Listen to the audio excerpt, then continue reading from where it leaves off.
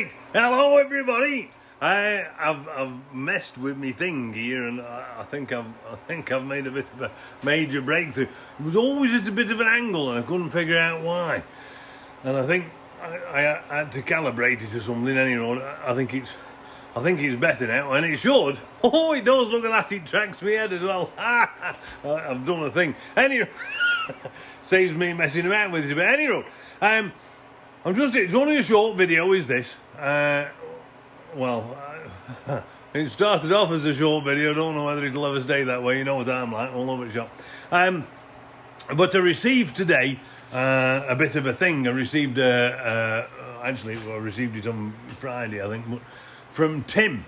And I can't pronounce his last name. He's one of the top bananas off the Facebook group, Tim Sisek or Sissy or something, any road. Anyway, it came in a champion little box here, look.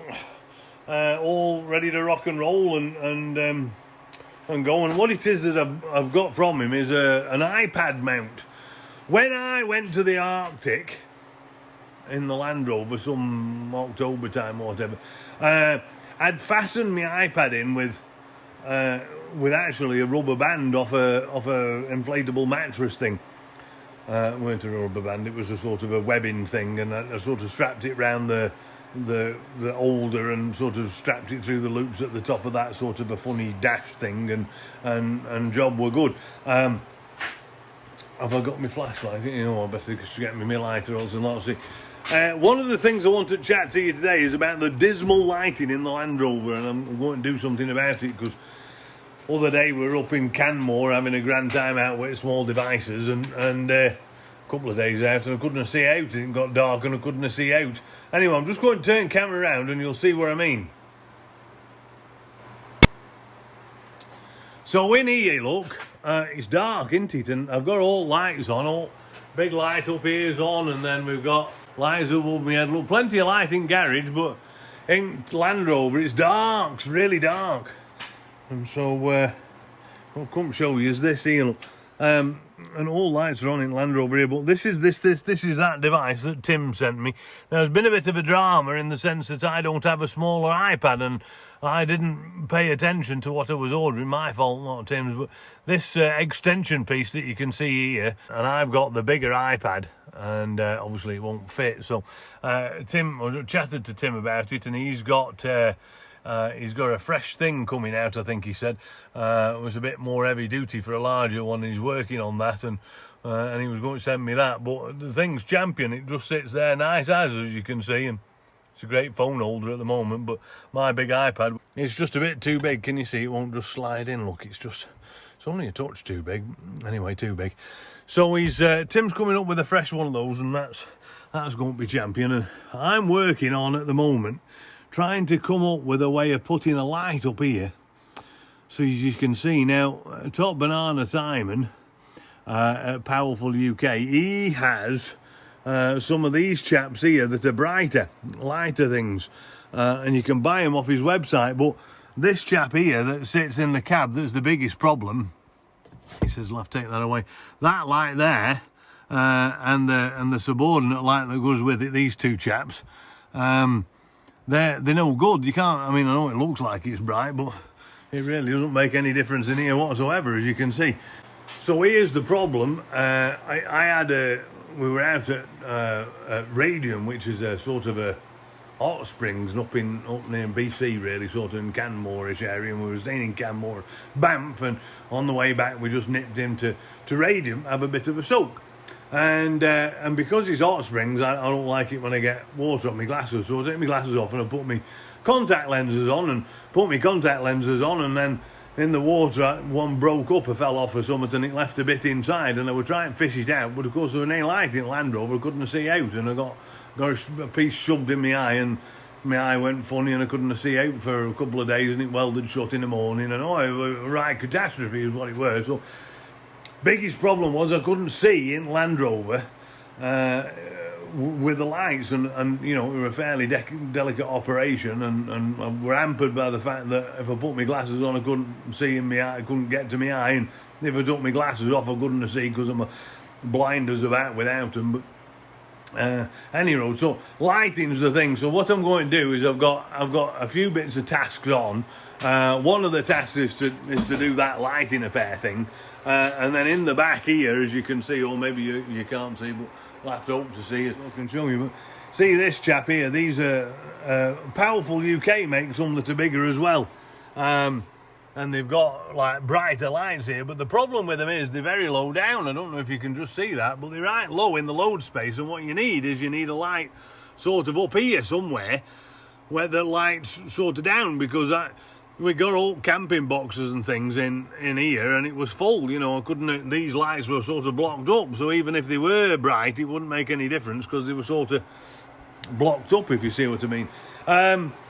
So that's one of the jobs I've got on, is I'm trying to sort of fix that so we can get light down and you can see in Land Rover. But that's not the purpose of this conversation. Neither is this fancy new toy from Tim that I've got. But oh, by the way, Tim's. Let me just show you this. I said it weren't going to be a long discussion, but it's clearly going to be. It's clearly going to turn into a mess, isn't it? Now. You can see here that where my wiring goes underneath here, it's popped the clip underneath here, and I've tried to fix it with a couple of different options, and I'm going to struggle here, aren't I, to show you the thing. Well, can you see this is a sort of a Land Rover clip, and it's the wrong kind. It's not meant to be there. This is off something else, but it's the only thing I could find as would fit. And it won't stay in all because it's wrongly designed here. So anyway, I've got Tim on job, and he's going to try and make a couple of them and see if we can't get some replacements, because, and you're not going to believe this, Land Rover's fix is for you to buy this whole piece.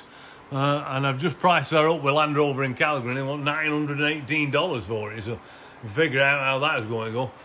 Or more accurately, he says not go, because we're not paying $900 for a clip. They're only available with that thing, end cap it's called, and it comes with them clips. But I just want clips, don't want end cap. End cap's still there. Don't know why Land Rover thinks it's a good idea for pay $900 for a single clip. Anyway, Tim's going to see if he's pulled his off today, and he's going to see if he can't make some more on his fancy 3D printer. So thank you very much, Tim, for all that. Super. I have to say, I was just answering some comments on this here YouTube channel thing, and Simon was talking to me from Powerful UK, and he's another top banana, and we were just talking about how good the community is for the new Defender. It's like the old Defender used to be before they ended up being, I don't know what you would call it, some sort of self-righteous and pious somehow in their superiority because they're the original or something. I don't know where that's come from all of a sudden. This is sort of a strange kind of Land Rover thing where they don't sort of see the future. They're sort of stuck in the past a bit. And I'm not trying to say there's out wrong with old Defender. I've had many of them. But there's something wrong. There's something gone on with community there as they're sort of decrying this new Land Rover, this new Defender, as some sort of pretender just because, I don't know, he's got any solid axles or something. I don't know what's going on. Nuts they are.